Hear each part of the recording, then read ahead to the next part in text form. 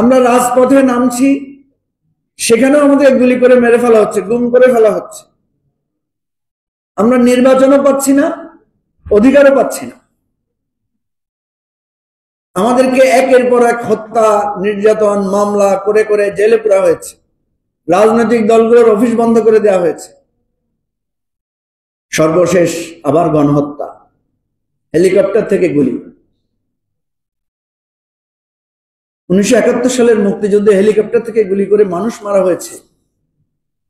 এটা কোনো documentary evidence দেখি নাই, শুনেছি যে কিভাবে নির্মম ভাবে হত্যা করা হয়েছে। 24-এ আমরা দেখেছি কিভাবে হেলিকপ্টার থেকে গুলি করে আমাদেরকে মারা হয়েছে। 24-এ আমরা দেখেছি কিভাবে ভ্যান থেকে লাশ ফেলে জীবন্ত মানুষকে হত্যা করা হয়েছে। 24-এ আমরা দেখেছি কিভাবে আমার ছাত্র বন্ধুদেরকে মেরে পুড়িয়ে দেওয়া হয়েছে।